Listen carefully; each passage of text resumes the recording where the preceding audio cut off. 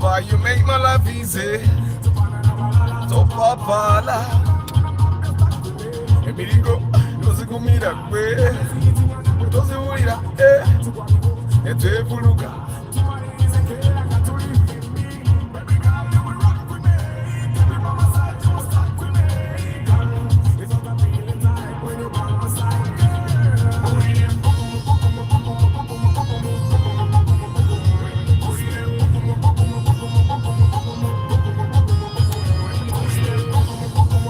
Mwana warumo modo na isa.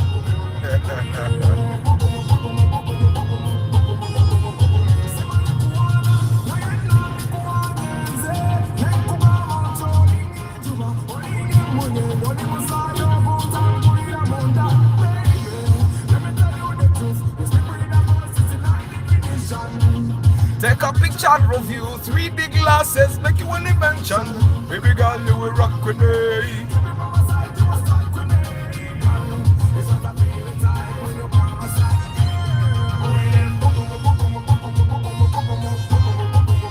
When you kiss me,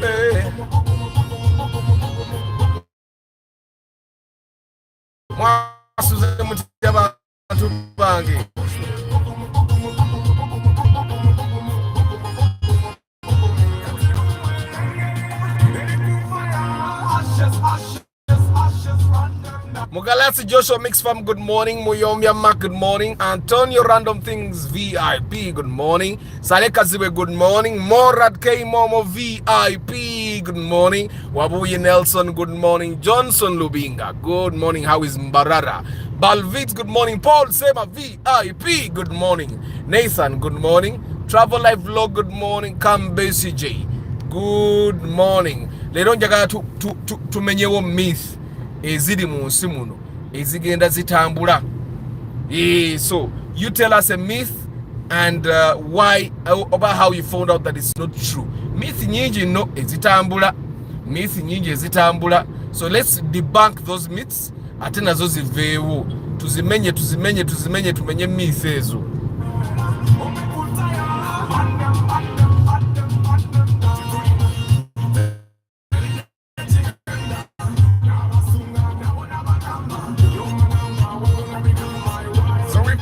We band them down.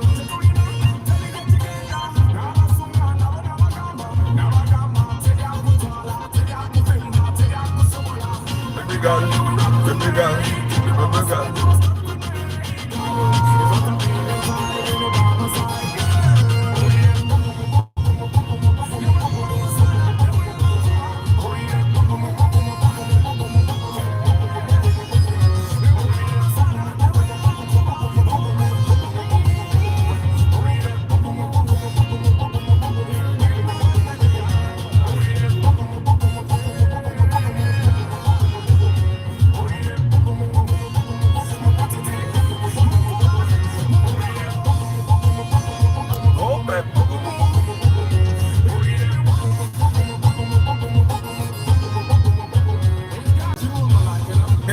She done a lot for me, so I do the simple thing for her.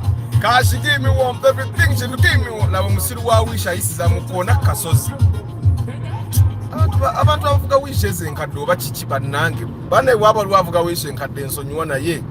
The guys that drive the old model wish, most of them are reckless drivers. I don't know what happened to them. I don't know. So guys, what myth do you know or that you have heard of that is not actually true? Sarika Ziwagamba, one of the myths is that a lady with beard is a sign of wealth, riches and being sweet. Today 30% of ladies are growing beards even thicker than some men. By the way, me say yo etambu didn't know, and I think probably because abakazi abakozesanga ebizigo zige ebyebinjinji era bebanga mukale n'akasente akatonotono kati bizike bebirayika bibimutretinga skin y'omukazi n'afuna ebirevu kati batandika otuloza nti ebirevu is a sign of wealth. Chandiba nonga chitufu. So guys, what myth do you know that people should know that it's not actually true? Otherwise, I'm sure there are young men that got chicks with beards thinking that wealth would come to them. Yeah? What is that one myth? What is that one myth that you think people should know about? By the way, guys, a woman with beards is not necessarily a sign of wealth. And also, there is another myth to go along there, that a person that has gray hair is automatically going to be rich. We had chicks.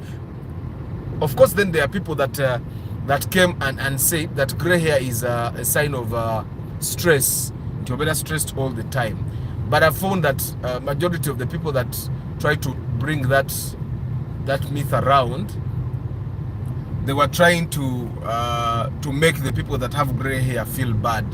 And I think the people that brought the myth of gray hair is a sign of you will get a lot of money, were trying to make the person that had gray hair feel good about themselves. And I also think that maybe the myth of the women with beards, it was trying to make women that had beards feel a little bit better about themselves. Travel Life Vlog, the myth is not about money, guys. Balimba, make money. People say we should not marry our clanmates. I can gladly marry my mamba mate. The thing with you marrying your clanmate is the reason why Chinese are getting a lot of China, Japan, Asia, Asians generally. The thing with you not marrying your clanmate is about what should I say? The thing with you not marrying your clanmate is that when you marry someone with whom you share genes, nga genes amezikwatagana nnyo, mugenda tukazirwanagane muzaale ebimenke. Okitegeere? If you have realized most families where people have had children with their sisters, with their cousins, babeera munyo n'ebintu ebitategeerekeka, bazaala abaana abalemalema, abaana abalina obwongo obutono, abaana abatalina bwongo, abaana ab'emitwe egiguddemu. Okitegeera? And you know, I don't want to confirm this, but you know, we've had the myth that abasoga baina libido nene. You guys have had that thing, that the Sogis have a very high libido. And because they have a high libido, you guys have also realized that in the villages of Busoga, they have a lot of those children. Omwana azaliwa, omukono guli mu kifuba, okitegeera. Abaana abazaliwa nga bali wamu, okitegeera. And this is just my theory, that because they have a lot of libido, probably they end up eating each other. Uganda, brother nagenda ku sister, sister nagenda ku brother, okitegeera. Ne bamaliriza nga bazadde ekimenke, okitegeera.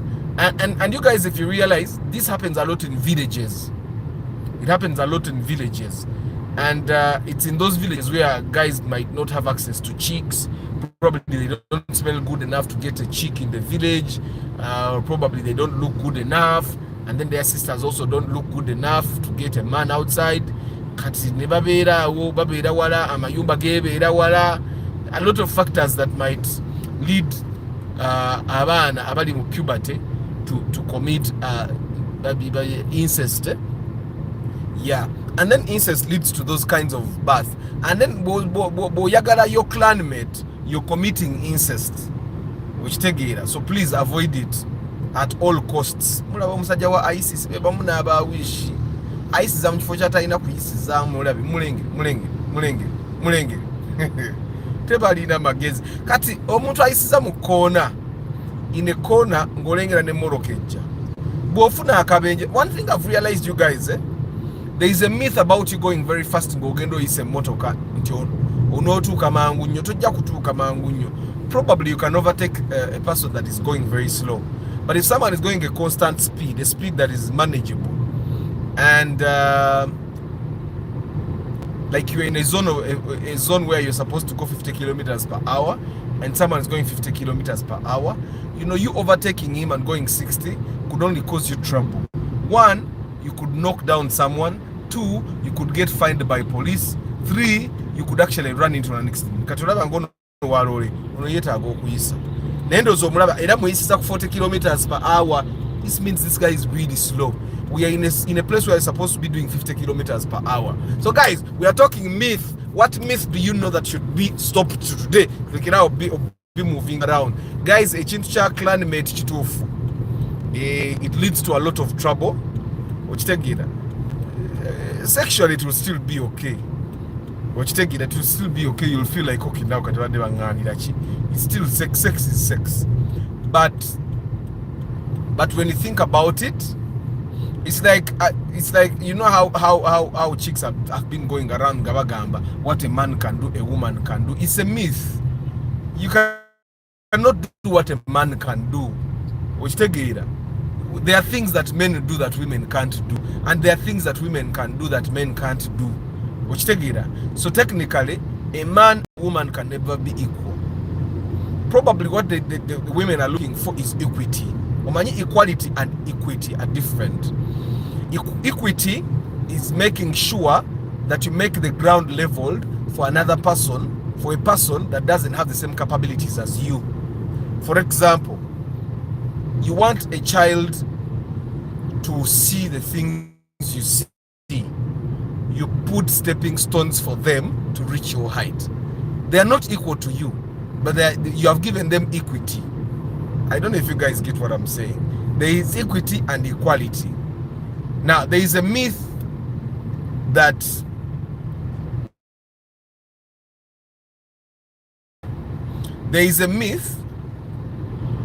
women and men can be equal. That has never been there. However, we can provide equity. We can have equity in whatever we do. The amount of food I eat, Mama Aban cannot eat it. But what we can do is we can keep quiet about the fact that she can't eat as much food as I. We keep quiet about it, and just by keeping quiet, we are creating equity. No one will be there.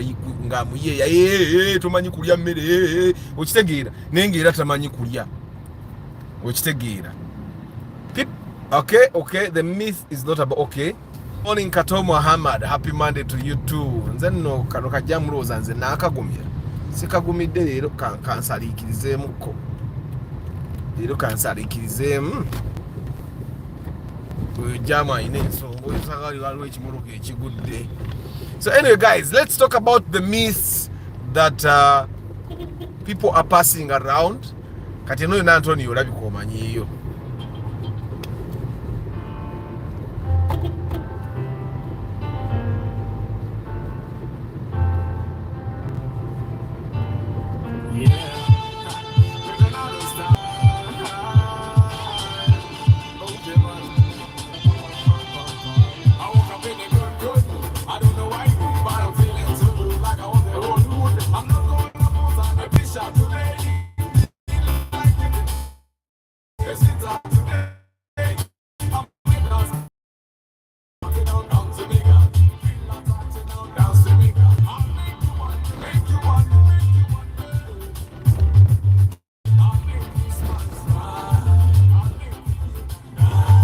After that, I'll take you to my place where we will play. But before we play,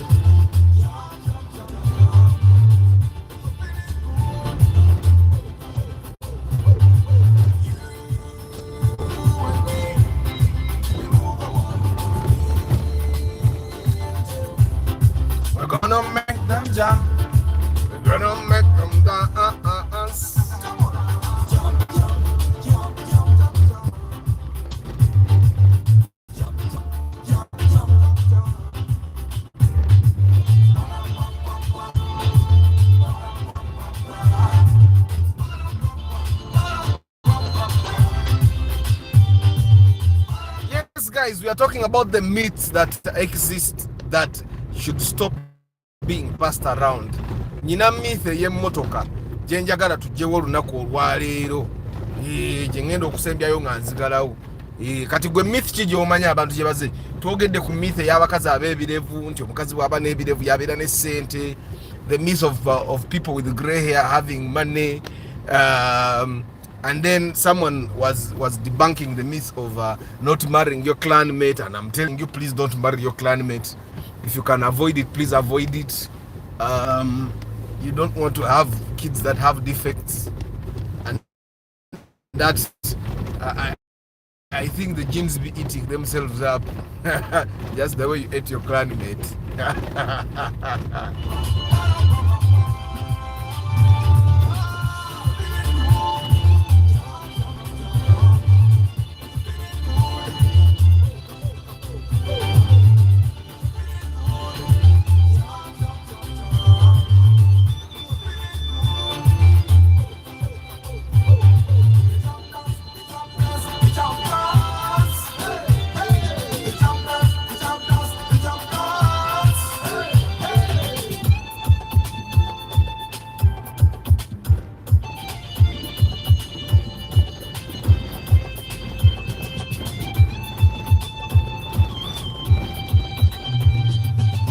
Antonio w'omuntu ko butategereka kastaliti kaako oba kastaliti mwaka kikalinga 1972 aye kana bikopo kadde bannange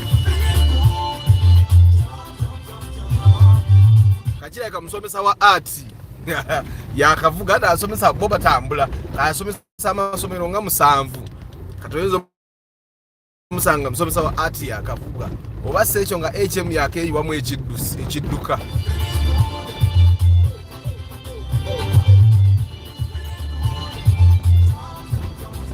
So guys, what myths do you know? Tell us even about the myths of cars. One of the myths that I would like to debunk probably is the myth that when you buy a car before you build a house, you might never build. That's a myth. That's a myth. I actually find that me buying a car is one of the things that motivated me to build. I could not stand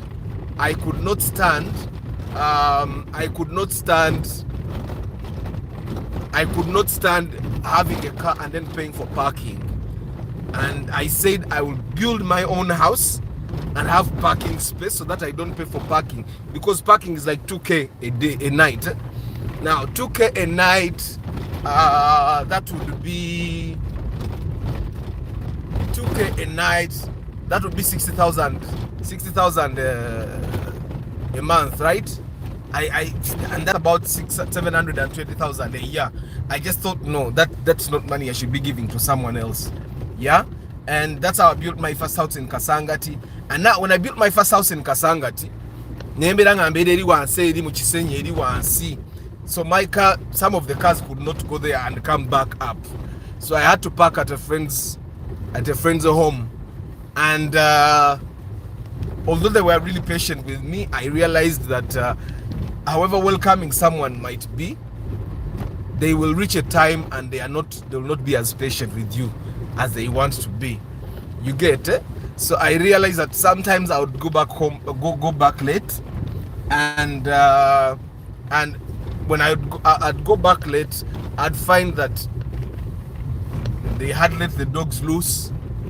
So I had to very uncomfortably call the person to come and help.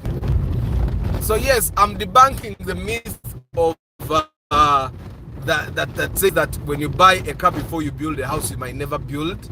Yes, I'm debunking because it's not true. Before the internet went off, I was still telling you how I was parking at someone's home, and at a certain time they really got tired of it, which is understandable. There is a time where the owner of the home actually called me and said,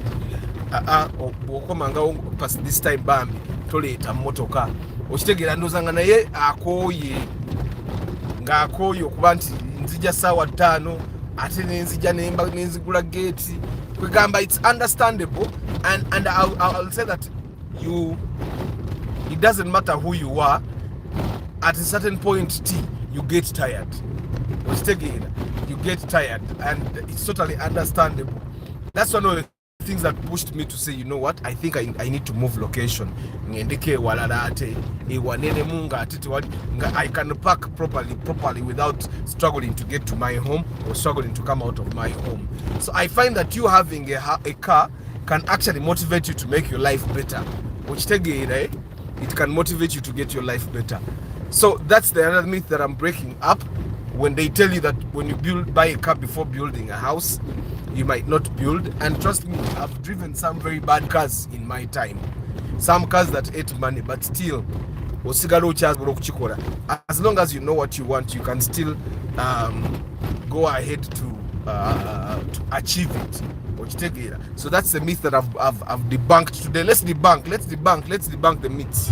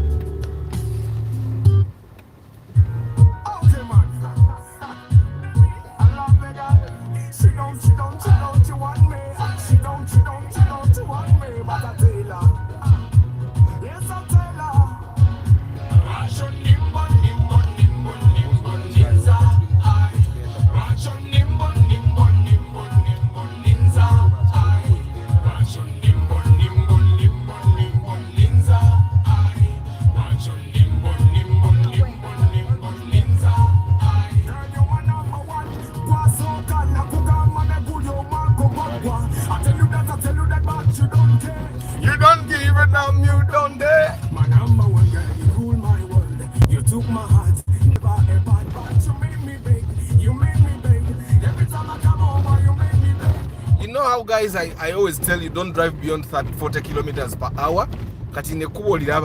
You can hardly even drive to 30. We are doing 20 kilometers per hour. We are doing 20 kilometers per hour. You can hardly do 30. Can you imagine someone doing 80 kilometers per hour on this road? Obakubida n'engombe nga tebawulira bana abantu okitegeera kati omuntu avuga ekinana abagenda teka muda bo indicator jenga papa okitegeera, which might not be a very friendly thing. But let's debunk the myths, guys. Chiche wawulira kyeboogera etali kituufu. Nze mbagambye ekintu ekimu ku bye boogera nti togula nyumba, togula mmotoka nga tonnazimba kuba oyinza obutazimba. I'm a testament. Okitegeera emmotoka ekupushinga to better your life. Me now I'm asking myself, omuntu okujjako nga wopangisa wennyini waliwo parking space, which is rarely the case. Ebiseera ebisinga abantu abapangisa ate basasula ne parking in an external parking 2,000 because emmotoka olumu esibawo neesulawo kati emisana bakyajinga 1,000 ekiro ne charging 2,000. It's not friendly. Nze ekyo kyanyiganga ate nga nze mu parking when I was still renting in the parking where I used to rent, they used to charge me 1K a day. Okitegeera naye ng'era gye emitwalo gyange 3,100 nga ndaba mingi. Okitegeera andaze nti ategeera muwa bodo ono abadde aleesi kakamotoka bannange mukama akasaasire kanywa akarabufu neye mmotoka eyo yo special model ereze mmotoka ebbiri gwe zigule naye ng'okimanyi okujjako bw'oba ogulanga totambula distance nene, then you're okay. Let's bank the myths. Akasozi mukalengera. Good morning. I hope everyone is fine. Please, Mr. Arthur, allow me invite everyone on this platform to attend the Faneru anniversary happening on 10th August Kololo Independence Ground. Ozaka Godwin obawulidde banange kamukama Godwin abayise mugende mu Faneru Nahurira Tom, good morning. Deep in Coffee, good morning. Guys, don't marry your clanmates. Don't marry your clanmates at all. Ever at all. Ate guy muddown bintu byebyo. Munnange edda nga tufiirwa omuntu mu family tugenda okuziika. Tubuka mu kuziika ngandaba kibebi nga kyakabi. Kati ndaba kibebi nga kyakabi. Ngamba kibebi kino storage. Nsirika kubanzi munnange ndaba bulabi. Kati kibebi ekyakabi tebakinyanjulira edda nti sister wange. You guys need to be really careful. Nga munnange sister wange nga so that sister of mine actually invites a step sister. She invites me to go to her home. I think, oh, we have connected. But even to you guys that have had kids with different women, please make sure they connect. Make sure they connect and make sure they are genuine with each other. So this sister of mine invites me for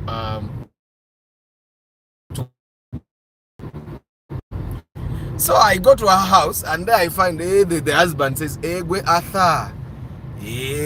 Kali. Then he goes away. That's when I know the reason that I was invited. Kumbe, she was going somewhere else, telling the husband she was going to Arthur's house. Arthur, her brother.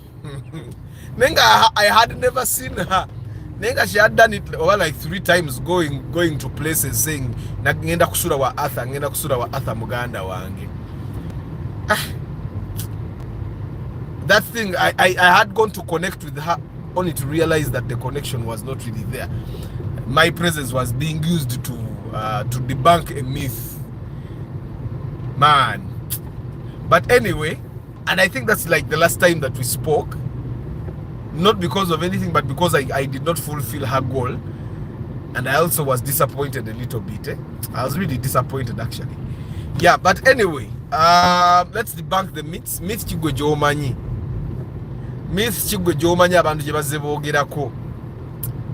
I think one of the myths that I happen to understand is that stepsisters and stepbrothers rarely connect. That's when people say, "Oyo stepsister wange, stepbrother wange banange tweyagala." You guys are not. You're doing it because temina chakola. But we all know that deep down, you'd rather connect with the people you share parents with. I actually find that most times people connect better with guys, with people they are not related to, than with stepsisters and stepbrothers. When you find people they are talking with their stepbrothers and stepsisters, they seem like they connect. Niero gendo kwesanga this connection way bachikola lwakuba buvunanyizibwa tata yatuzaala bano Baganda bafete tulina chakola tulina okwebererawo.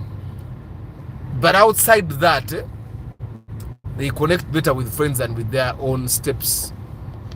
Uncle Arthur, there is a myth about cats seeing things we cannot see. How to? I don't know. The thing about cats, I don't know. Then there also this myth that President Museveni we he can become a snake, he can become a cat, he can become a dog. You guys, how true is that? Those things of class bulijjo bituufu zinalisi clans emwe bagayi ebintu ebyo bituufu tozalanga muntu weddira naye ekintu kyekimu okujjako nga wa tribe ndala bwabanga wa tribe ndala kati nga Abanyoro nga goli Muganda Abanyoro tebakuzira oli Abamunyoro. I don't know. Did you the Banyoro, you guys have real clans or you copied the Baganda? Antonio, do you the Banyoro have real clans or you copied the Baganda? You know? Over the Baganda copied you. You want to tell yourselves that the Baganda copied you. Louis, good morning. Antonio.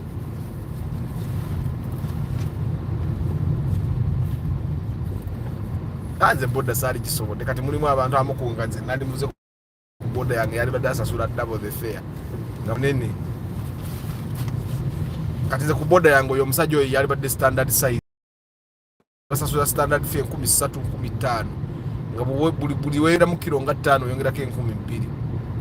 Kuba kati otta suspension onywa amafuta emipiira giggwako because of your size. Okitegeera. Era the times that I used to drive Ubers abanene nabalekangawo nga nzija nenkulaba ng'oli munene nga nvuga ngenda ati stingo cancelling. And I think somehow God gave the big people self-esteem. But nanga abantu abanene balina esteem eri waggulu. Oba lwaki? Something happens ate obutono ebiseera ebisinga esteem ebantu naye bw'oba wasanze akantu akatono ako nga nako kalina self-esteem ng'eri waggulu. You'll be surprised.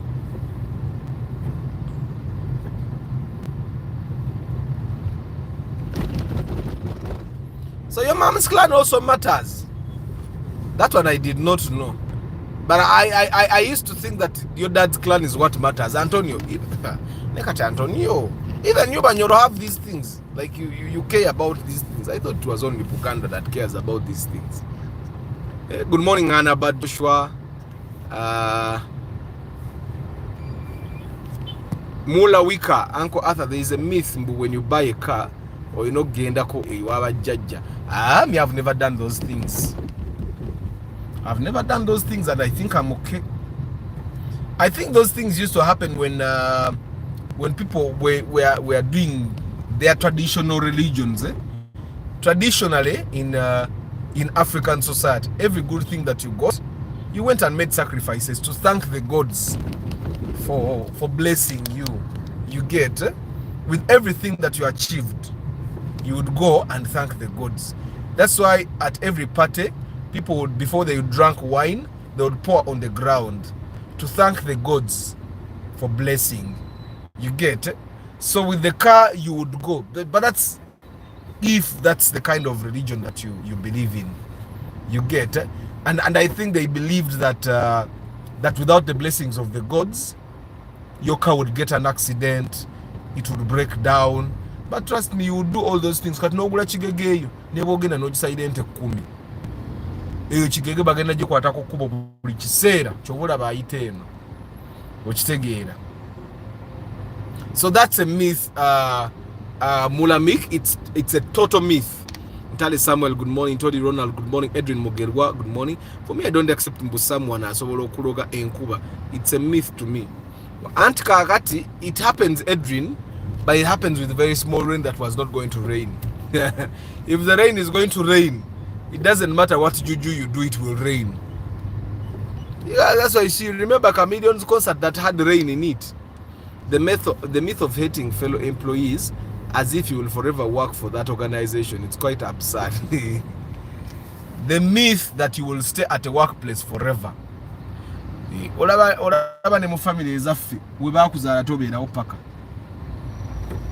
So it's probably important for people to constantly remember.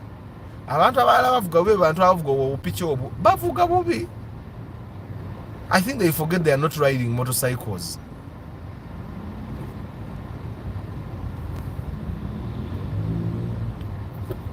There is a myth that you'll stay in the same place forever, so you treat other people badly, thinking that for them they'll go and leave you there.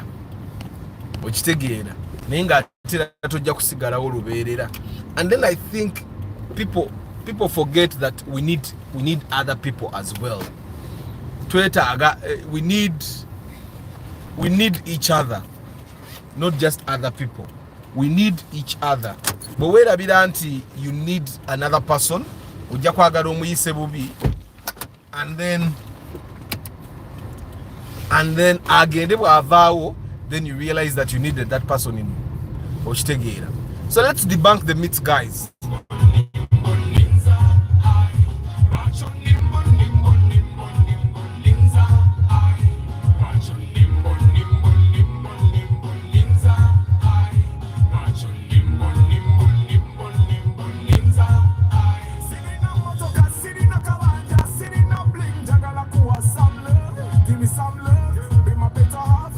I would never let you down, my girl. Jewelry, bills, many things don't mean nothing.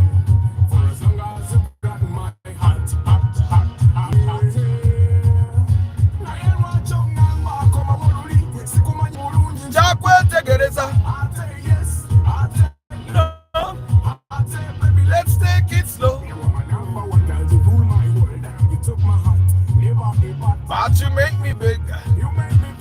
Every time I come over, you make me big. Why business here we cut you.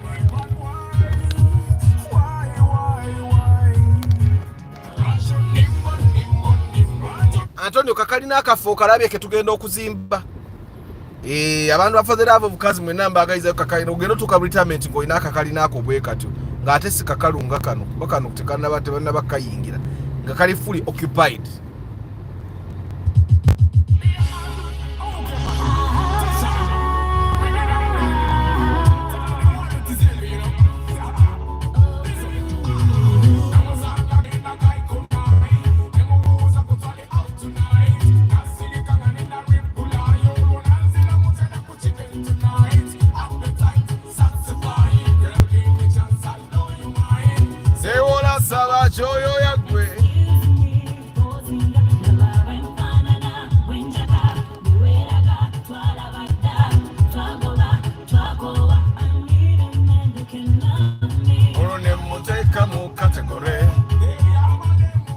JK, good morning. Lero tumenyawo myth chi eyo gwe wawulira naye ng'olabira ddala balimba.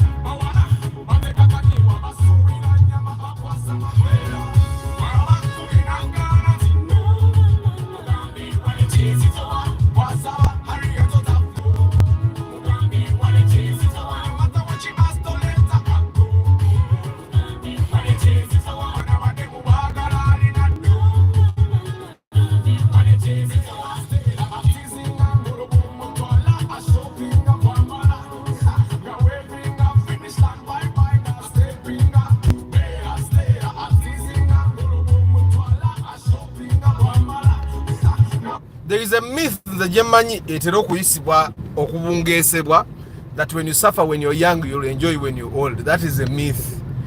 You can suffer when you're young, suffer as you grow up, suffer when you grow. Osobola okubona abona obulamu bwo bwonna. The thing of you remember how they used to say to omwana wagwa P7 ayita senior 4 nagwa senior 6. Wa omwana asobola okuyita kirasi zonna naayita. Zonna naayita ng'ate abagwa ne bagwa zonna klasi zonna nagwa P7 nagwa senior 4. Kale mpayo a second emu yokka.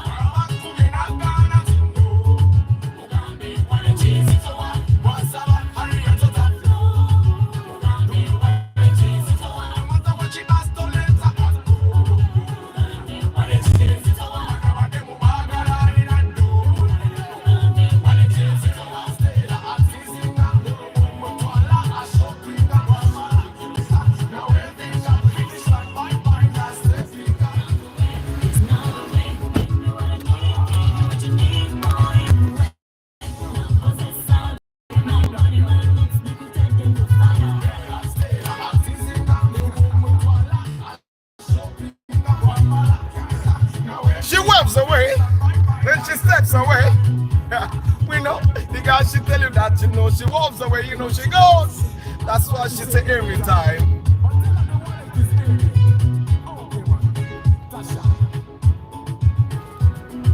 Mwe, nyina chenjize mu lunyankole oba lunyankole. Muchebere enshakama yawe. Muchebere enshakama yawe. Gendo kebere ndaga butonde. You guys don't know lunyankole. Nyina abanyankole mu muroka nete bamanyi lunyankole. Muchebere enshakama yawe. Then I've learned another thing. Ogo no mwana wawe. I'm quickly becoming a munyankore more than this samba nyankore in this car. Muchebere nsakama yawe. You don't know. Bano baswaza. It's also a myth to watch this channel and you don't click the like button. By the way, Godwin, thank you very much. Cyprian, good morning. Random things are coffee. I'm fine. Munange. Jeke ndudo mulako. Jeka abadde mu holiday nga yeyagala ali yali aswaga. Council Patrick Asiku, good morning. The myth that education is the key. It's a key, but it doesn't open everywhere. Or it's a key, but the padlock was changed. Well, technically, I find that, for me, I've found that education is the key. For me, every time I've gotten to learn something new, and education is not like you just have to go to sit in class and do exams and get like a UNEP certificate or something, but I found that every time I went and got an extra skill, my mind was unlocked to the potential of what I could do, and I found that then I could achieve even more. I found that me, I actually believe with the thing that education is the key. However, education is not the key anymore. It's because the education system, the Ugandan education system, prepared us to go and look for jobs. So every time someone doesn't find a job, they think the padlock was changed. It wasn't really changed. It's just that the world is changing. The world is changing, that even when you go and probably get a job, it's technically not a job. It's like you're actually creating your own job there. I'll give you an example of insurance sales people. You're an employee of the insurance company, but you actually have to make your own money without it. No. Today, kuba lawyer. You guys, if you didn't know, a lawyer is technically not employed. Yes, they are part of a law firm, but they have to get their own clients, make their own money and stuff like that. You get? So technically, for lawyers, they have always known that education is not really the key. Education just gives them the ability to hold the key, and the key is always the skill. So I found that if someone actually goes to school, education it might be impossible for that to happen. So you go to school, you get a skill, you make sure you get a skill, and then you use that skill to open doors for you. Look, movie recaps. Hi, how are you? Education alone is not enough. It has to be supplemented. Thank you, Andrew.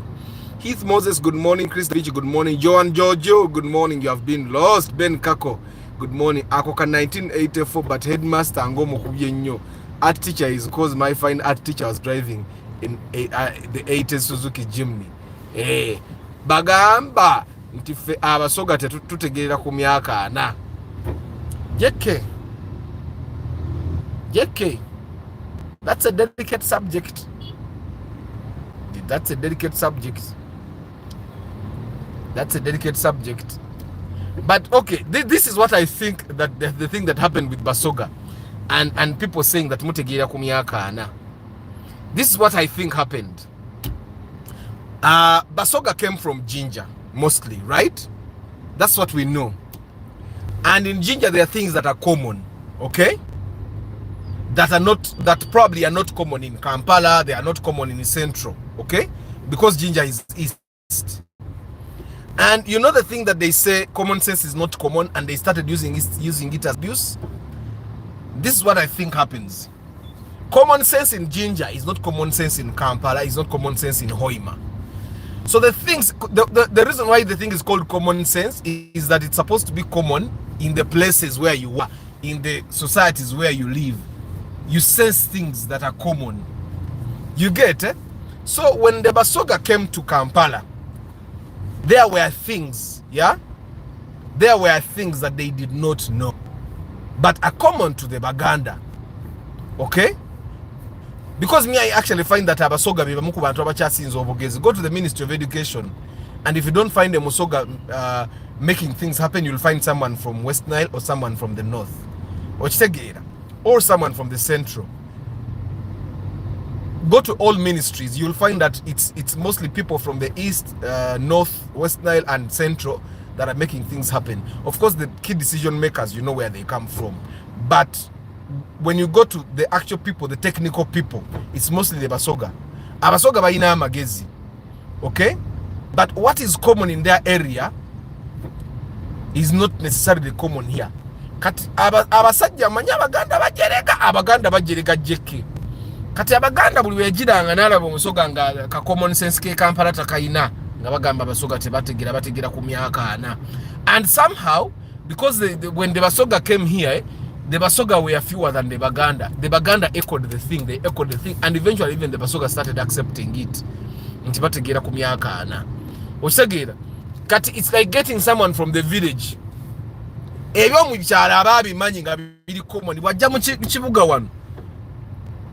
Common sense no.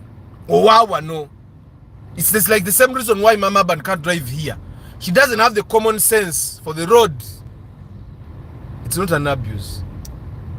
It's not an abuse. Amanya kuvuga kukubo. Naye kuno kukubo ngena mufune yoka Suzuki Swift obaka Ford Focus. Kana avuga obatomera atomere. Okitegera naye sikena mwa moka yange genda kujono nira kukubo wana ababoda bagigwemu. Kati she doesn't have the common sense of the road. So I find the betwabiranga mu kirasa Abasoga nga bagezi nyo twalina omusajja bamwitanga ani oyo yango ba mu church oyo erinya ndiera he used to teach chemistry. Kati ye, for example, I'll give you one of the things that happened that is common sense, but it's not common to some people from the village. Bali bamwitani oyo omusajja yali asomesa chemistry. He was the dose. Yagamba babambala jini bali evil. Kati olokuba yali Musoga nga yayogera ekintu ekyo n'avumya banne. I don't know if you get what I'm saying. The guy was a Sogi, and he said the people that put on jeans are evil. He did not like jeans. He thought jeans were satanic. Now that's it's common sense that a jean is a piece of cloth. It has nothing to do with the devil. But because it was a Sogi that said it,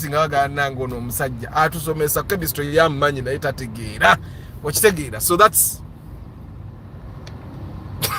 Jessica Jam, we are talking about myths, not truth.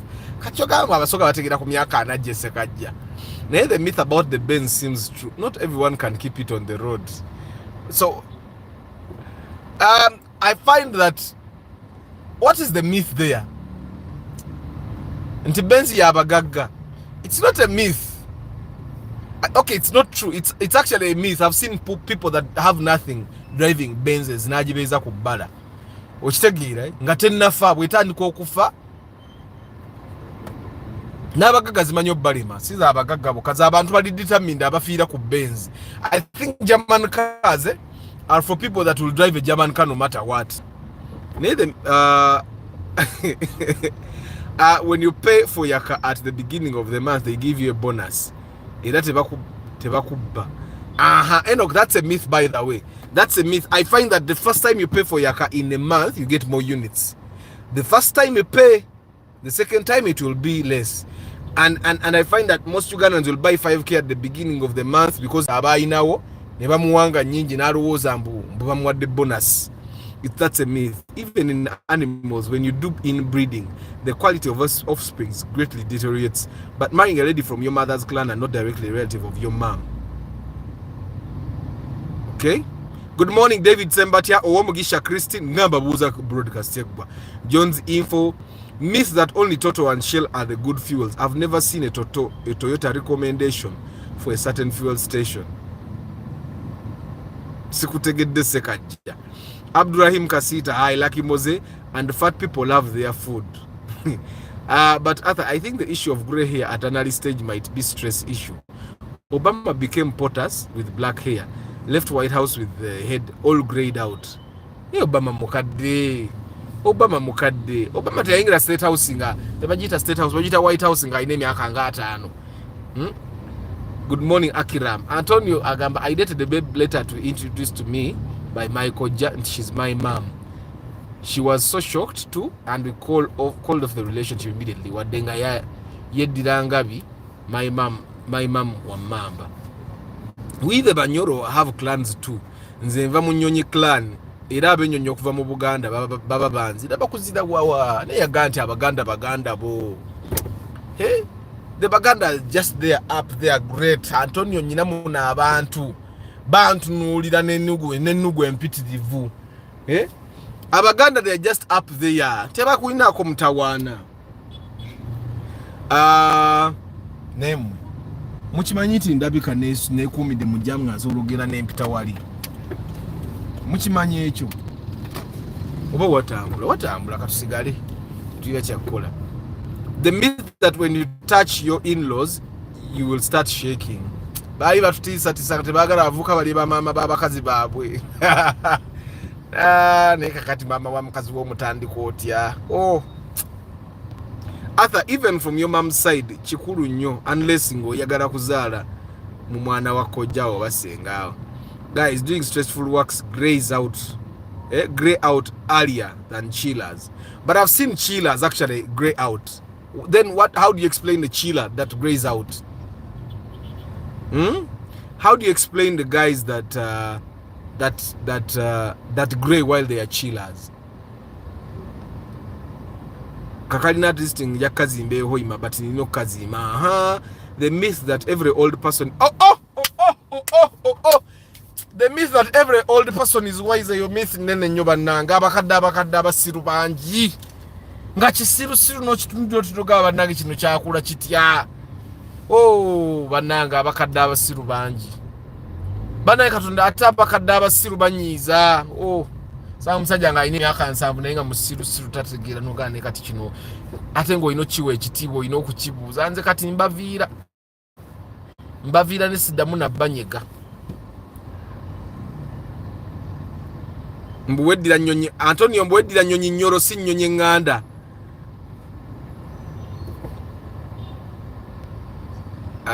Marco kitegeera. Okay, Saith Kagaba, good morning. Sereko Starch Enoch, I have lots of nnyonyi nganda sisters and brothers. Owangu waneno nze sibizanyiramu. Mama bana ali mukufansa ko mama bana ali wano mbadde mpozi njogedde ki nchera bidde no kyenjogedde nyina je kisanze eyo ekitegeeza muke you go for DNA kiri mu lunyankulaawo nja kuddamu nkisome encha nkikwate. Well, the mythology of saying twedidanseni ne tozirya, my own mom is of Mamba clan and I normally eat and nothing happens to me. Remember byo babiryanga nawe. Good morning, Mr. Arthur was about to miss but I will replay. Amina. Lucky Mose, if you take the right education, it's a key, but wrong education is a locked padlock. I believe that every kind of education can be a key if you take the right education for you. I believe in education. What I'm doing isn't what I went to school for, but I wouldn't be here without education. Thank you, Saith. Me, I also wouldn't be what I am without education. Did you say you have a lot of them? Kankwate bulungi tomanya. Deep in coffee, please leave things of tribe. Deep in coffee, I take at a tribe, but tribes, you guys, tribes exist. You can try to ignore it and all, but tribes exist. We have the Banyore, we have Banyore. Where do Banyore come from? Guys, tribes exist. The sooner we make peace with that, the better for us. Because once you understand that tribes exist and you also understand that tribes don't impact the quality of life you have, the better for you. The moment you realize that tribes exist but you have to work as hard as any other person from any other tribe, the better for you. Once you ignore something, Teacher Mugoya ate yali Mugoya erinnya ndyerabidde. Mama Abani mugulire benza atobe nayo. Abagenda no kubona ate basiyamba ku benza ate bagisindika sindika ebyo. Common sense is a big word to use ku Mama Abani. Taina common sense we kubo tanna mufuna.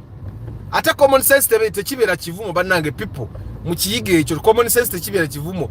Common sense in Jinja is not common sense in Kampala. Common sense in the city is not common sense in the village. Chovola abana bo mukyalo bamanyi okuluma ffene gosobola oluma ffene. Okitegeera nze sirumanga ku ffene naye abana bo mubyalo baba bamanyi okuluma ffene. Abana bo mubyalo baba bamanyi okufumbira amagi mu ttaka gosobola ofumbira eggi mu ttaka. So yes, common sense is not an abuse. It's when someone says so ina common sense. But nze sikyakitwala bubi nze nyina ebintu bye sikyatwala bubi. Ate omuntu okuga toyina amagezi bafuna mafune.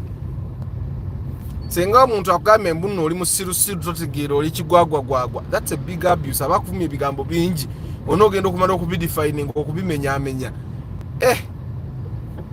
Budde bungi. But for someone to say you don't have common sense, gombuza which common sense don't I have so that I acquire it, you can always get it. At Mama Bana inakusoka avuga akamotoka nga Suzuki Swift yobo started yasoka fune common sense we kubo amutegeere okitegeera kati like an example of the common sense she doesn't have is that if you find an army trucker ngeveringe je kubo obugombe ngiyagala ove mu kubo topapa kuva mu kubo kubo inzo kono wa boda ku mukono guli akutanna kayiga akoko I think okukayiga inako kumara kuba ku wa boda namusura mwala alokakayiga kubanze nali nchikozeeko ekimoloka kyabalenga kikube bugombe nenvaayo ate nga sigwa mu wa boda kyo ne kigenda nensigala mbizibu kati nzo owe moloka ya maje ne bajja nakuba bugombe 10 sivaawo. But Yaka gives bonuses for the first payment of the month. That's a fact. Yeah, the first payment. Little known fact for most clans in Uganda came from Bunyoro. Banange. You people, you Banyoro have a lot of self-esteem. Yeah? You people, we all know that Buganda, even it sounds like Buganda like is erinnya ligumivu nnyo, lyagumira nnyo. Then Bunyoro neri okijja. It actually feels like I could have.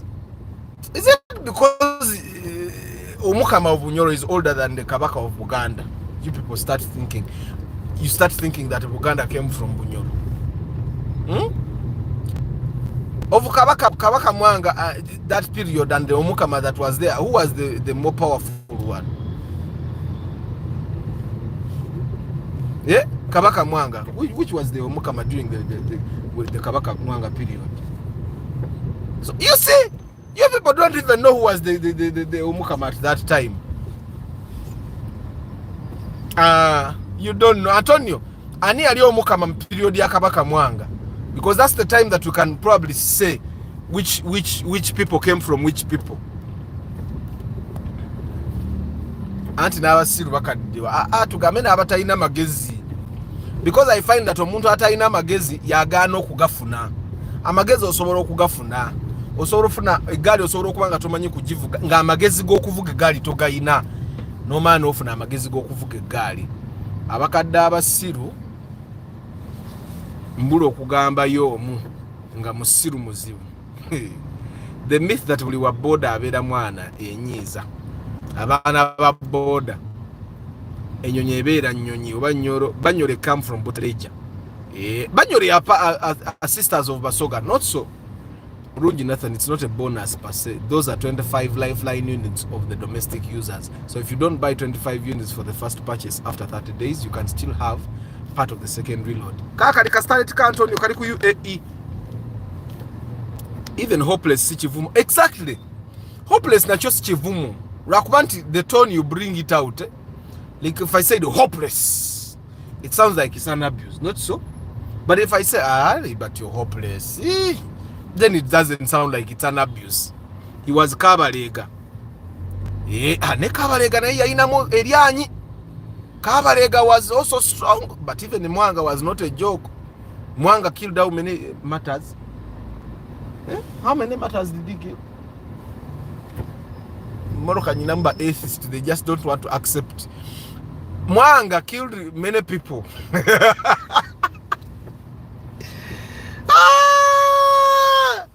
Mwanga was not a joke. Mwanga was, there were how many matters? About 14, over 11. You're using Google. Use Google and tell me how many matters they Kamwaka Mwanga. 24. 12. He killed 12, like the disciples of Jesus. Even Jesus had 12 disciples. But you know that these things are not an accident when you think about it. If you are a mass communicator, it's also always better to talk in general than speculating this tribe, that religion, because people understand differently. There is no group of people which don't have wise and dull. Yeah. True. Mu period ya Kabaka Mwanga too, Omuka Makabalega Chwa was the king. He's also a distant relative of Kabaka Mwanga. Yali Omuka Makabalega. Naye Kabalega oyo yayiwa amaanyi oyo gayo oyo. Si oyo gayi yalemesa abazungu ogenda e Bunyoro. Ffe wano bagayi baffe ne batutunda.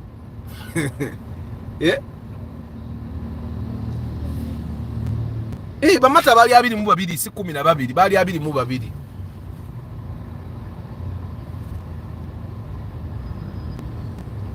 But Kabaka Mwanga wasn't a joke. So anyway, guys, what myth do you know? And also I find that there is another myth that you guys don't know. The myth that one tribe is more important than another tribe is truly a myth. We are all just people. We are all just people. And also the myth that tall people are more important than us short people is also a myth. We are all just people. Yes, you'll be tall, you'll be there, but we are all just people. But even me, by Ugandan standards, I'm tall. By Ugandan standards, I'm tall because I'm more than 5 feet. I've seen some people that are 3 feet. Yeah. Futi satu aba mumpi badnangi. Yeah. Futi satu. Ndirondireti. Atenga nyinayo abantu benyo okufacilitatinga. Naye mwe bagayi. Myth ya tribe eberewo gwebera ngo kimanyi gokulowooza nti your tribe is more important than another tribe. It's truly a myth. Kubanga, when you think about it, whether you're from which tribe or from which tribe, when you die, they put you in the soil. Whether you're from which tribe or from which tribe, they'll put the canula on you. When you go to buy this car, think about a movie. This car bidi. Whether what or what, when you get malaria, whether you're from which tribe or which tribe, you take Kowatamu.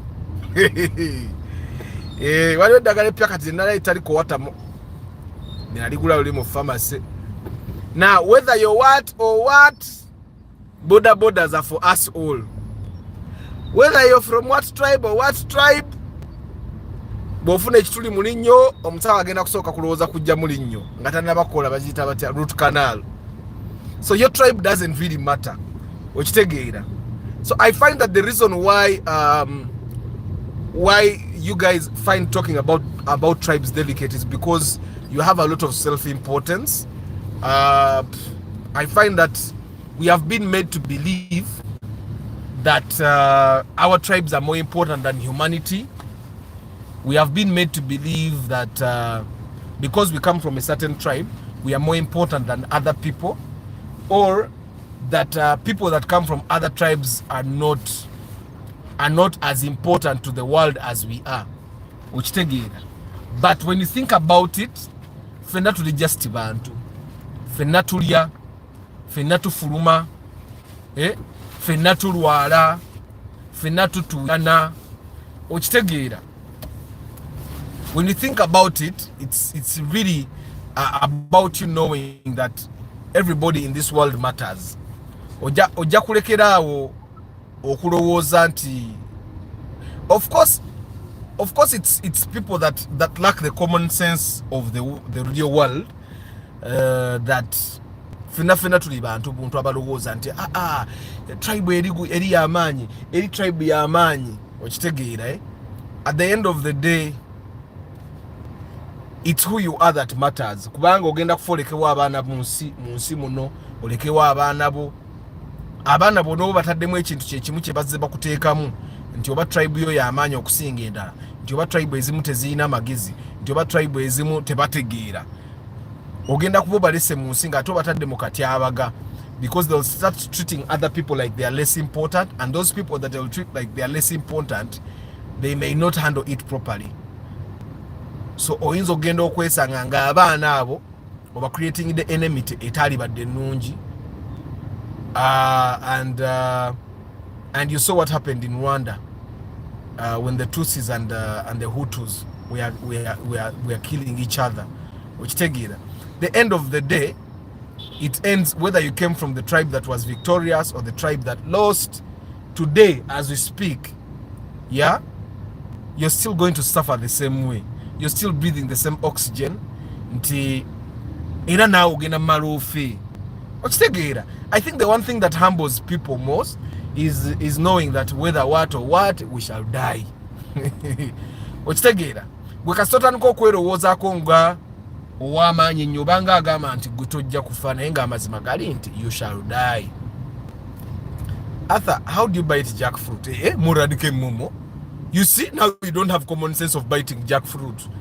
You go to the villages, abana bafuna jackfruit namukuba ku kiti po namwizamu omulundi gumunatako muluma bwati ngajja muwula kumuwula.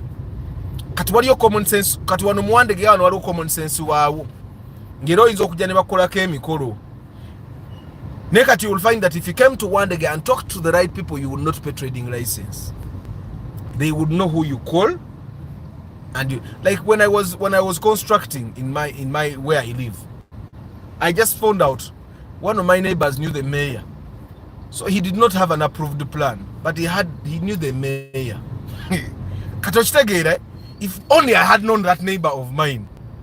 Aba plan tebali nemeseza kuzimba nyumba yange. But I find that aba plan banyambako because now I have a house that is on plan.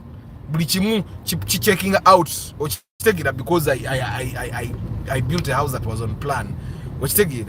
But common sense aliwo ali nti omanya mayor oba town clerk oba someone that is in the planning committee of the city where you are. Ebintu ebyo bikolanga bwoyagala because oba omanyi omunene okitegeera oba inagamba nogu. So but that's common sense that probably someone might not know. You know njogera nani sometime back era nga ine ekintu kyangambe ekyagaana naye nga ekintu kyangambe ekyagaana kyavira mbutamanya kikyakkola olina okumanya ki ekyokukola osobola okuyitawo okitegeera. Yeah. Someone was talking about a friend of his later laptops, used laptops, and they were confiscated at Entebbe airport. And yet when you come to Kampala Road, all shops are full of used laptops. Yet the law says we should not be importing used laptops. There is a regulation against that. So this dude, his friend brought 20 laptops and he wanted to be straight. Yangami ne mugamba na yegwe. Ebintu bya Uganda tobimanyi. You need to have someone at the airport waiting for those things. Okitegeera era kyovola okusuubula kwa Uganda boba okutakinga risks oyinza obutasuubula because kati baba na basigala laptop baziyingiza kati webuze baziyisaawa okitegeera naye nga ziyingira naye yezze bazikwata naye nga ate it would have been simple eyazikwata gwe yaligambe kati tukoze tutya naye yagamba I can pay the tax for them. Ate you think those laptops are about tax? Bano ba Arthur bajja kufa mangu nga fe tulera bazzukulu ba 3rd 4th generation. Sagala kutuuka yeyo nze sagala kaddi wa kutuuka yeyo njagala nfe ngo obulamu nkyabunyumirwa kati gwe Enoko yagala okufe nga tokyasobola kupempewa kati oba owangalidde ki kubeera waawo ng'otambula butambuzi obungeeta oyagala otuuke ng'obungeeta ng'abazzukulu bo bokaba abatakulinako obuvunanyizibwa bye bakwagala because when you think about it abantu abo abakadde abo bajjajja abakaddiye ennyo bazzukulu bokaba baba bakwagala kubanga tebamanyi what it takes to keep you alive. And you grow very old, people will have to buy oxygen tanks for you. They'll have to get you nursing care. oli wakusitula busituzi kuteeka wali ani abakwagala okujjako abazzukulu abatamanyi kikitegeeza kukulabirira. Tribal casts that can lead to destruction if at all not played well. That's why some do distance themselves from it. You've made me remember Kabaka Mwanga. The way he killed the Uganda matters also was a real tragedy.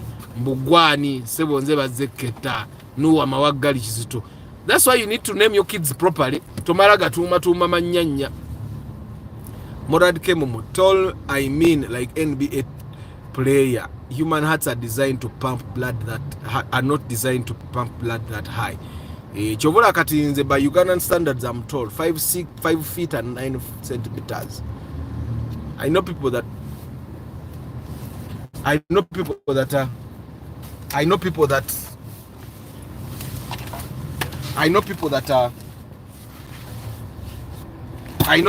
are 3 feet.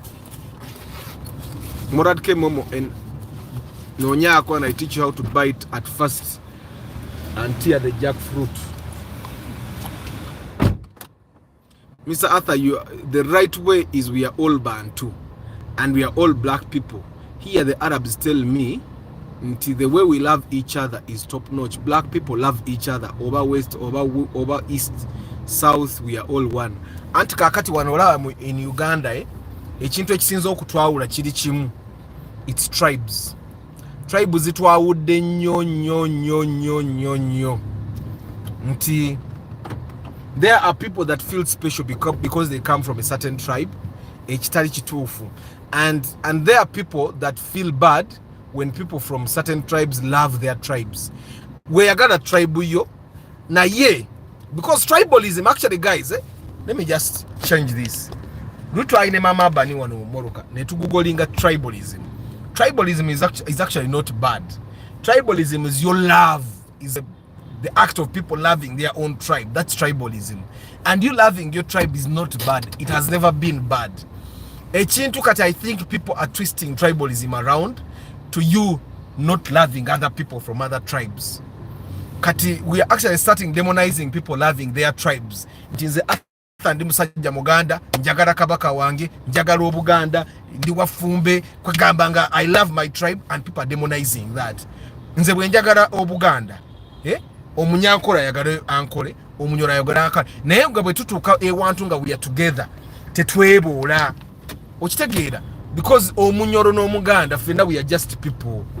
The problem comes when Antonio Munyoro awulira bubi nga nze njagala obuganda ne kabaka wange, nga nze nange omuganda mpulira bubi nga Antonio ayagala omukama, nga ate na Antonio Munyoro awulira bubi nga Jeke ayagala kyabazinga. You get what I'm saying? That's where the problem is. But Jeke okwagala kyabazinga n'obusoga tekirina buzibu. Me, I find that trouble started when certain people started feeling bad when tribes abantu ababa mu tribe ezenjawulo beyagala. Nze siinaako buzibu, okitegeera, gwe yagala kabaka wo, yagala omukama wo, okitegeera, gwe yagala your king, yagala your kingdom, yagala your tribe, naye tososola balala. That's where the trouble comes, okitegeera. There is a time I was working with a certain Munyoro guy. He was too Munyoro. Nga ayagala obunyoro n'agamba agenda kujja mu Buganda. Ayagala kuzaala mbawala abaganda as many as possible so that they take over Buganda. Osegera, there was nothing bad about this statement. There was no malice in his statement. Osegera, for him he was just saying we have to conquer Buganda, and we would laugh about it. Osegera, now it's just the stupid person that would say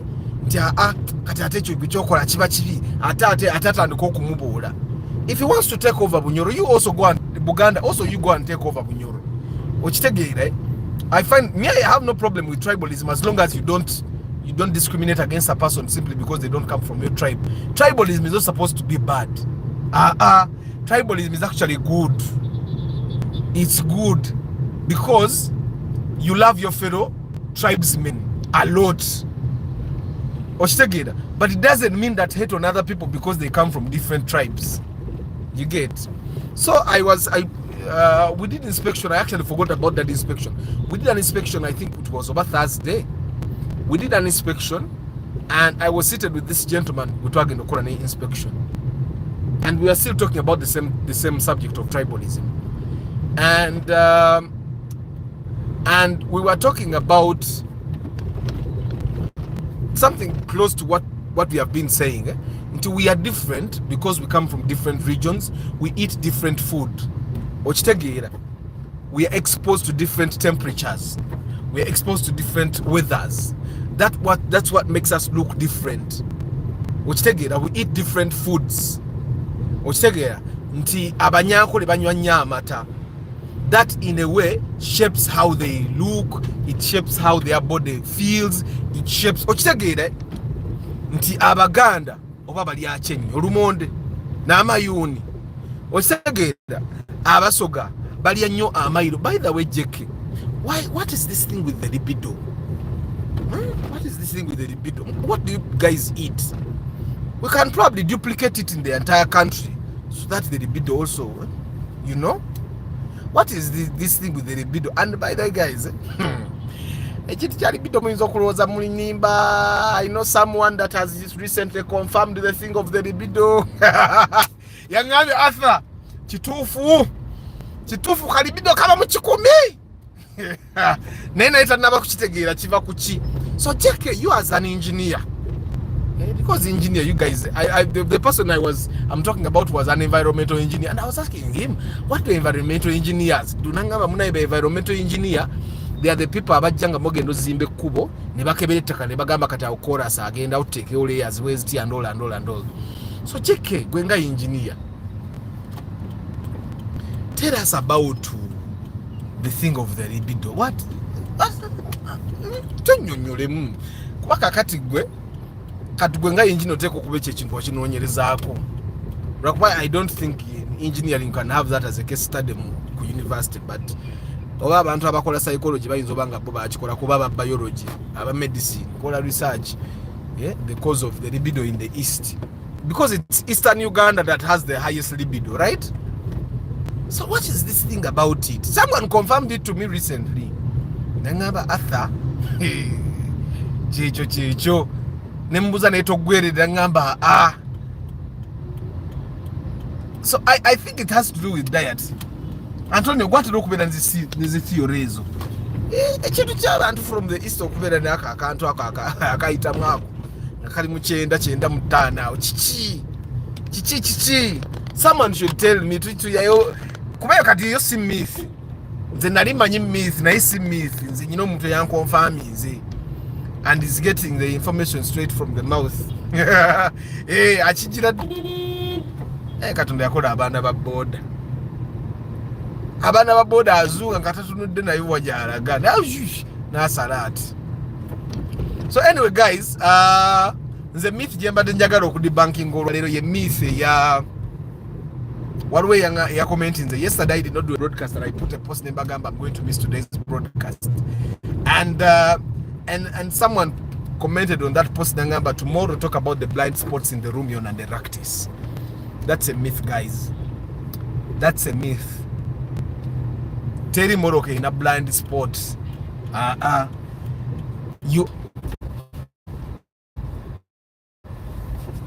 Sorry guys, nze kombadde ndi mukujjawo myth yange. Nze myth gyenzijawo olwaleero ye myth ey'okugamba nti Moroka in a blind spot. And this was common with Raktis drivers.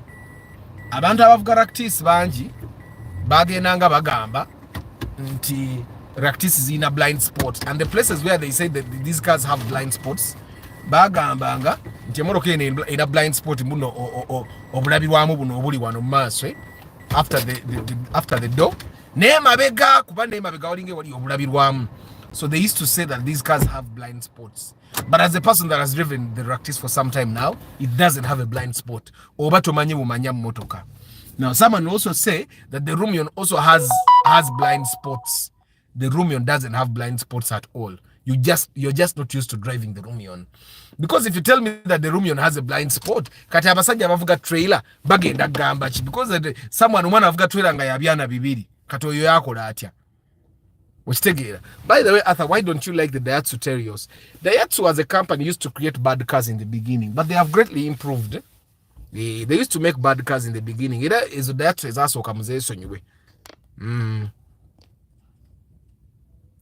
Arthur, by loving your tribe, do you mean the way Mukulu Mayiga loves Buganda? I can't say Mukulu Mayiga loves Buganda, but me, let me tell you one thing. I've not seen so many Katikilos, but I've experienced Mayiga. Mayiga has worked. He has worked for Buganda. Now, most of the people that say bad things about Mayiga, they are saying things that I don't know. So I cannot talk about what they are saying. But me, one thing I know, that guy achieved very little in a very short time. Now, whatever they say, me, I love Buganda. I love Buganda. I love my tribe. It gives me my identity. Your tribe gives you identity. It makes you who you are. Obongo boina buina roots from Busoga. Abasoga bantu bagezi nnyo. Okitegeera. Ekyo kyonki manya abasoga bantu bagezi nnyo. So obugezi bonna jeke buina roots from there. Kadeni ero genda okwesanga omuntu atetenkanye nnyo agatta wano na wali nga agatta A+B n'afuna Z. Ogenda omusanga alimu omusaayi omuganda. Okitegeera. Nsereko stacha ga Mr. Arthur, you're right. Naye mama obeerawo omwana n'agamba Abaganda to segregate. It's bad. It's really bad. Don't discriminate other people based on tribe. Because you go to Cancer Institute. You may be humbling at You go to Mulago Cancer Institute. You go to Mulago Cancer Institute. Bono genda ku Cancer Institute. Ojasanga y'Abanyoro, osange y'Abaganda, osange y'Abasoga, osange y'Abalugwala, osange y'Abanyole, nga bonna cancer abalya, nga tebayi nga bonna bali in the same medical situation. Okitegeera, tula mu taxi. People from all tribes sit in taxis and they be there. I think the most humbling thing is you going in a taxi with another person. And maybe one of the most humbling things that your tribe is not greater than any other tribe in Uganda is you being in an accident or in a situation where you need other people. And the people biwaito yagala bibakutasa. There is a song by Tanya Stephens. Baluita, do you still care? Rwayogera ku tribalism. Nirogera ku it wasn't really tribalism, it was racism. And it was this white guy. Abazungu ba discriminating abadugavu. And there's this guy, alwala nga yetaga a kidney, and he's in the hospital. And tebagala abadugavu abayisa bubi, and he needs a kidney. And then the doctor comes to this white man and tells him, you know what? I know you have a problem with black people, but the only kidney that is available is of a black person. Do you still care that he's black now? Do you still care that he's black? And that was question ya Jikomiao. I'm going to get that song again. I'm actually going to get the lyrics one of these days to Zite Mukoanu. Guys, we saying about Dolwalanga, you need a kidney. And you're a Muganda and you don't like a Mulugwara. And a Mulugwara wants to give you a kidney. Would you take it? Or you would say that Mulugwara. Kanfe. Would you do that? And then there was another situation of a gay person. And guy in a gang fight. Guy abayi mi data the enemy gang ne jangi gena bamasasi. A gay person najja na ayingirawo na mugamba tula mu motoka. Nge motoka eri clear ina gay signs nti am a gay. And then at that moment that's where they pause. Ne bagamba bagenda kukuba amasasi. A gay person yali awalese motoka gamba yingira tugende. Would you enter the car or you would tell this gay person genda kanfeka bankuba amasasi? So when you think about these things, I find that there are so many humbling situations that you will go through. Your tribe is important to you, but it doesn't mean that the other people are less humans because they are not from your tribe. Nti Cancer Institute, the Heart Institute, Marwali, I think Marwali gali very humbling, gali very neba nange vigilax orabi ko oli munyoro. Oh na yagala bunyoro.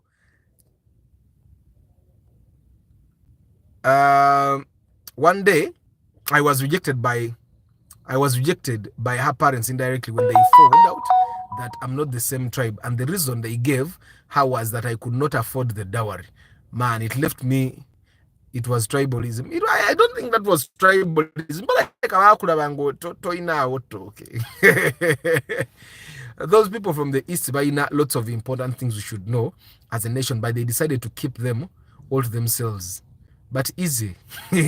Abantu bomusoga abwe nze ngamba twetagayo ko president omusoga oba omugishu ne West Nile nabo bagezi naye abasoga abo twetagayo president nga musoga abasoga bamanyi bajja kukola structure. That's the one thing I know. Little known fact, Basoga came from Bunyoro. The word Basoga means immigrants. Vigilax Vigilax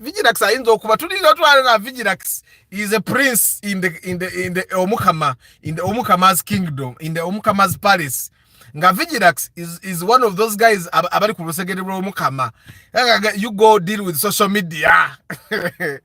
Because of that, Mr. Arthur, is people from the East, instead of taking tea, they use murondo.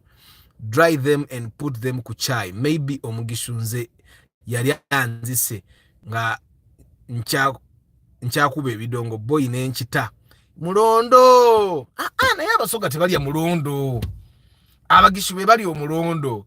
Arthur siri munyoro, I just appreciate the history. Negwa abanyoro ato bagadde nyoro otandise okuwayiriza abasoga nti bava mu Bunyoro. Negwa nga baba bavudde wa ne bave oyima ne bajja ne basalamu ne bagenda paka Iganga ejinja ne muganga nakayongeza nza akayongeza ne wokampera bwerere ero kalavu kawomi naye ne kamba sibule ngene kwasaganye emirimu gy'abakama bange nenga mwe bali kuwera ku live broadcast Mugalasi Joshua Mixed Farm Muyombya Mark Sale Kazibwe Antonio Random Things VIP Morad K Momo VIP Waboyi Nelson Johnson Lubinga Balvid Paul Sema VIP Nathan Travel Live Vlog Winnie Muonge Kambesi Jemula Mik Nsanji Nathan Katom Muhammad Nahurira Tom Deep in Coffee Mulamik Hanaba Joshua Deep in Coffee Ntale Samuel Toddy Ronald Edwin Mugerwa Kamukama Godwin JK of course Cyprian Council Patrick Asiku Luke Movie Recaps Andrew 256 Heath Moses Chris Da Vinci Aloy and Jojo Aloy Joan Jojo Ben Kako Jay Sekaja Kawagama Enoch David Sembacha Owomugisha Christine Abdurrahim Kasita Lucky Moze Muyombya Mark Nakumaze ndowooza Saith Kagaba Nsereko Starch Tusime Eddie Aniku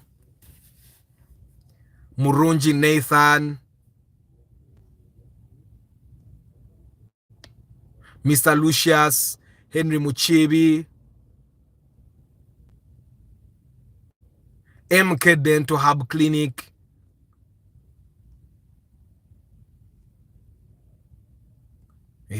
Owen Yiga Vigilax Nkumaze ndowooza bannange mwe bali kubeera ku broadcast namwe abali mu Kamoli. I don't take it for granted. Thank you very much.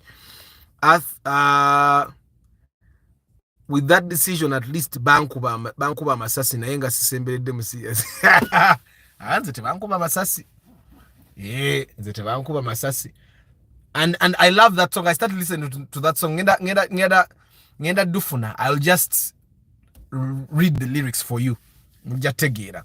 But anyway guys, gwe manya nti buli muntu yenna you are just a human being like any other person. Kijja kuyambako obutalowooza nti you're special osinga kubala. Waliwo omusajja wano mu entertainment nze yanneewuunyisa akuyita nga yakuyise n'otuukawo n'akuyitako ng'alinga atakulabye okitegeera n'akulekawo for 2 hours n'ogenda naka posi nagambye ojja kujja enkya okitegeera. People that feel that special, it doesn't just happen with tribes, it happens even with people being in positions. Ebisere bimu ne yerabira nti position eyo esobola okuvaawo. Mugende bana bwe muva wano musoke mugende ku YouTube musearching oluyimba lwa Misachi baluyita emirembe engalo. Emirembe ki? emirembe engalo oluyimba olwo lujja kukuyigiriza nnyo nnyo naye nga mukama abampeera omukisa guys. I'll see you tomorrow Market Tuesday. Ciao.